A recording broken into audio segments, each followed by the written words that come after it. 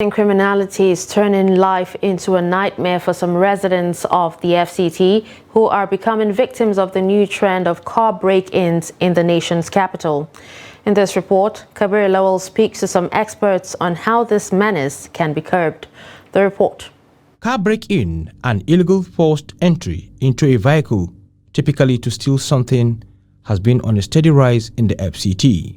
Motorists who innocently park their cars are usually oblivious that someone is watching to break in and cut away valuables like laptops, car documents, and others. However, security expert Kabir Adamu said car owners should make it their responsibility to keep their valuables out of the car to avoid being robbed. Sometimes they steal mirrors, sometimes it's the insignia on the vehicle, but most other times is what people leave in the vehicle. So bags, envelopes, and other valuables. So that is where I'm saying the owners of the vehicles are to blame.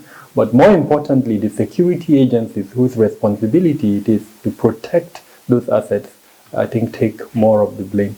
He further advised car owners to endeavor to make use of alarms which will alert people around the area when such illegalities are about to be perpetrated. We need to take certain measures before they become traceable.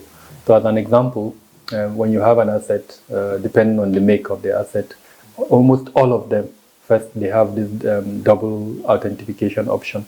Once you buy devices like that, activate that, especially for your, the operating systems, it allows you to do that. Then for the device itself, most of them, modern devices, they have options for tracing where they are once they are online.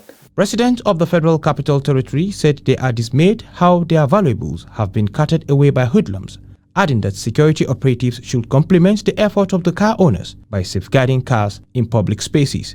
It's a very bad attitude. It is not called for at all. So the government can also try to do something about their situation and condition by creating more jobs and make things easy for the citizens. Because somebody who is well-to-do or who is living a reasonable life cannot just break into somebody's car. I feel terrible because it's usually very unexpected, and you would always have plans, and those kind of things usually disrupt your plans. So if they do that, it will really be heartbreaking, honestly. Honestly, I would tell them it's unfair, it's unjust. And personally, I think if they are caught, they should be really punished. The law, it's unkind for a human being to be unkind to another human being. It is actually disheartening to break into someone's car and go with their belongings. I'm calling on the youth who indulge in this kind of acts to stop and engage themselves with work to keep them busy. The youth should know the kind of company they keep, which goes a long way to tell people who you really are.